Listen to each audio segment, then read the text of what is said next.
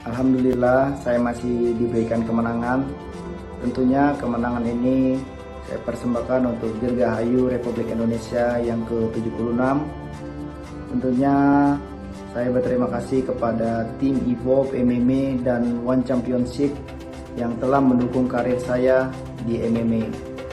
Dan saya berterima kasih kepada semua keluarga saya, teman-teman, dan para pendukung saya yang selalu support saya. Tentunya kemenangan ini adalah sebagai acuan untuk saya bisa jauh lebih baik lagi, karena persaingan di depan lebih ketat, jadi saya harus fokus untuk berlatih.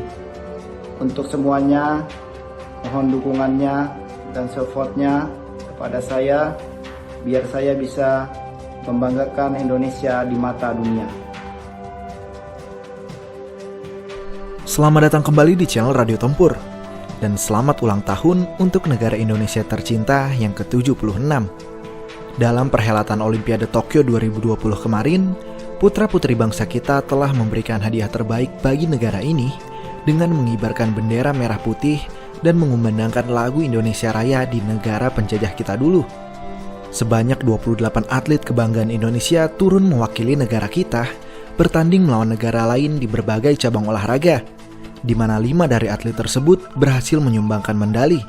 Medali pertama kita peroleh dari debut cantiknya Windy Cantika Aisyah, yang berhasil membawa pulang medali perunggu di cabang olahraga angkat besi kelas 49 kg putri.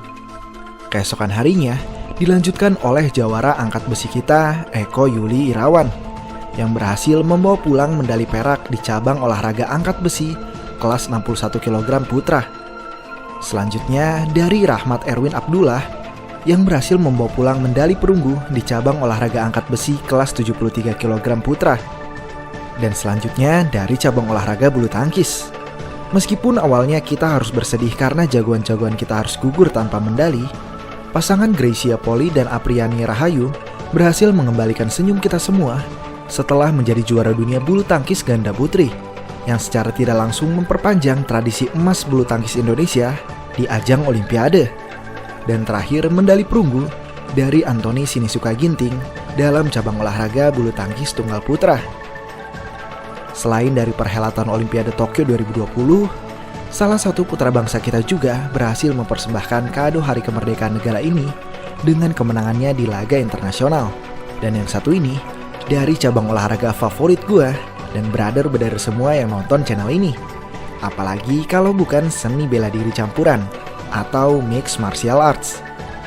Di tanggal 13 Agustus 2021 kemarin, Eko Roni Saputra berhasil menggemparkan panggung MMA dunia dengan knock-out kilatnya atas Liu Peng Shuai. Untuk itu, gue mau mengajak brother-brother semua untuk mengenal sosok Eko Roni Saputra lebih dalam.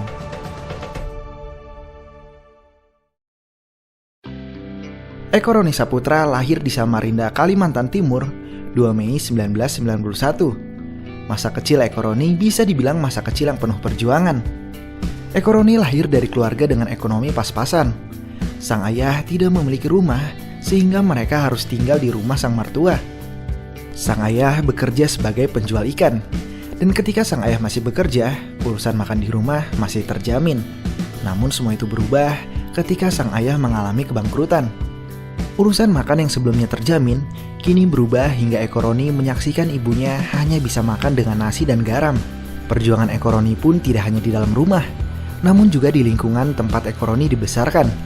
Eko Roni tumbuh di lingkungan yang kurang baik. Ia sendiri mengatakan bahwa ia bersyukur telah meninggalkan lingkungan tersebut sejak umur 13 tahun. Karena teman-teman masa kecilnya sekarang, banyak yang menjadi pemakai narkoba. Masa kecilnya yang berat itu tidak membuatnya berkecil hati. Sebaliknya, Hal itu justru memotivasinya untuk berjuang keluar dari kemiskinan. Selain sebagai penjual ikan, sang ayah juga seorang pelatih tinju. Sehingga Eko Roni sudah berlatih tinju sejak usia 5 tahun. Seiring berjalannya waktu, orang tuanya menyarankan Eko untuk beralih ke olahraga gulat. Dan saran orang tuanya ini ternyata benar. Eko Roni memiliki bakat natural di olahraga ini yang membuatnya direkrut oleh klub.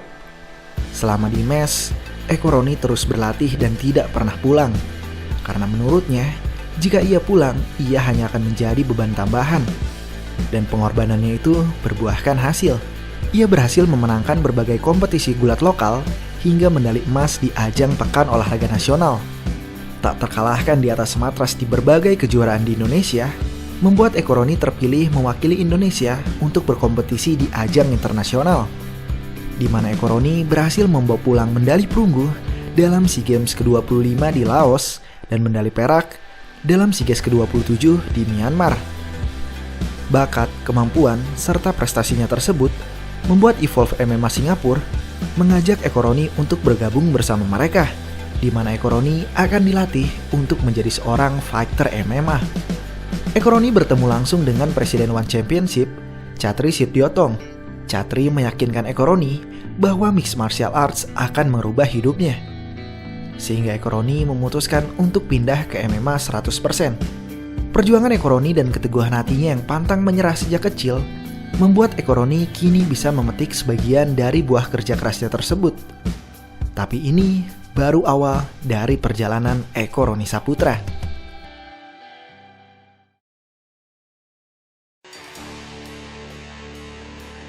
Sekarang mari kita bicara mengenai karir MMA Eko Roni Saputra. Sebagai jawara gulat nasional, debut Eko Roni Saputra di ajang MMA internasional sangat dinanti-nantikan. Yang menjadi lawan untuk debut Eko Roni saat itu adalah fighter asal Singapura, Nico Su. Pertandingan berlangsung dengan Eko Roni sebagai agresornya, baik standing fight maupun ground fight. Sebagai seorang pegulat, Eko Roni terus mencoba membawa pertandingan ini ke bawah sesering mungkin. Nico Su dibuat kewalahan di bawah, meskipun akhirnya berhasil berdiri. Eko terus mengejar Nico, dan Nico terus berlari dari Eko. Namun sayang, salah satu counter elbow dari Nico berhasil merobek pelipis Eko Roni. Dengan waktu masih tersisa 2 menit lagi, wasit memutuskan untuk menghentikan pertandingan. Hal ini sungguh sangat disayangkan, apalagi bagi Eko Roni sendiri yang masih sanggup bertanding namun harus kalah oleh kejadian sial ini. Akan tetapi hal ini tidak mengurungkan semangat Eko Roni. Hanya berselang 6 bulan, di bulan Oktober 2019, Eko Roni kembali bertanding. Kali ini Eko Roni bertanding di tanah airnya sendiri, Indonesia. Karena saat itu One Championship menggelar acara One Championship Dawn of Valor di Jakarta. Dan nampaknya nasib sial masih menghantui Eko Roni. Kaji Ebin yang menjadi lawannya saat itu mengalami dislokasi bahu saat melemparkan pukulan, sehingga Eko Roni menang melalui shoulder injury. Mungkin kita melihatnya Kaji Ebin lah yang sial malam itu. Tapi sebenarnya Eko Roni juga bisa dianggap ikut menimpa sial. Berbulan-bulan berlatih untuk menembus debut pahitnya, kemenangan murni sebagai petarung yang ia dambakan dirampas oleh insiden gila ini. Mental Eko Roni lagi-lagi diuji. Februari 2020, One Championship kembali menggelar acara di Indonesia dalam One Championship Warriors Code. Inilah kesempatan untuk Eko Roni membuktikan dirinya. Lawannya saat itu adalah fighter asal Kamboja, Kon Si-chan. Eko Roni membawa pertandingan ini ke bawah, dan Si-chan tidak mampu menjawab kuatnya takedown seorang Eko Roni. Di bawah, Eko Roni terus mencoba berbagai percobaan submisi, mulai dari Americana, arm triangle choke, hingga akhirnya rear naked choke lah yang menghabisi Kon Si-chan. Eko Roni Saputra berhasil memperoleh kemenangan murni pertamanya melalui submisi di menit ketiga ronde pertama.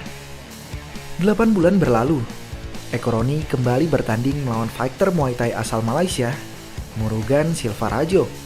Dan kali ini Eko Roni tidak hanya memenangkan pertandingan, namun juga menunjukkan pada dunia mengenai bakat alami dan IQ tingginya dalam ground game. Di bawah, Eko Roni memodifikasikan kuncian Americana dengan mengaitkan tangan Silvarajo pada kakinya. sehingga Eko Roni memenangkan pertandingan melalui submisi di menit ketiga ronde pertama. Pertandingan berikutnya Eko Roni bertanding melawan juara karate nasional Filipina, Ramon Gonzalez. Dan yang luar biasa dari pertandingan ini adalah pertandingan ini hanya berjarak 1 bulan dari pertandingan terakhirnya melawan Silva Rajo kemarin. Ramon Gonzalez yang tahu betapa berbahayanya Eko Roni dalam permainan groundnya terus menjaga jarak. Namun Eko hanya butuh 1 momen saja untuk membawa pertandingan ini ke dunianya. Scramble terjadi selama hampir 3 menit penuh, di mana di 1 menit terakhir Eko Roni menemukan celah dan berhasil menghabisi Gonzalez melalui rear naked choke. Eko Roni melanjutkan kemenangannya dengan rekor 4 kemenangan berturut-turut. Dan terakhir, pertandingan yang viral minggu-minggu ini, yang juga menjadi kado ulang tahun Indonesia dari Eko Roni Saputra. Di tanggal 13 Agustus 2021, Eko Roni bertanding melawan fighter asal Tiongkok, Liu Peng Shuai. Dan Eko Roni menghabisi Liu Peng hanya dalam 10 detik melalui overhand tangan kanannya. Selain mencatatkan rekor sebagai knockout tercepat ketiga dalam sejarah One Championship, knockout ini juga memberikan statement bahwa Eko Roni bukanlah seorang fighter yang hanya bermodalkan gulatnya saja. Ia pun dipersenjatai dengan striking yang tidak main-main. MMA di Indonesia makin berkembang. Semua itu berkat perjuangan atlet-atlet kita, termasuk promotor MMA lokal kita seperti One Pride. Kita sebagai fans pun bisa turut andil memajukan MMA di Indonesia dengan mendukung atlet-atlet kita tersebut. Indonesia butuh seorang ikon, seorang sosok juara dunia untuk membangkitkan semangat remaja-remaja bangsa dan berpikir bahwa mereka juga bisa. Dan gue percaya dengan dukungan kita semua, Eko Roni atau atlet MMA Indonesia lainnya mampu menjadi seorang juara dunia. Maju terus MMA Indonesia.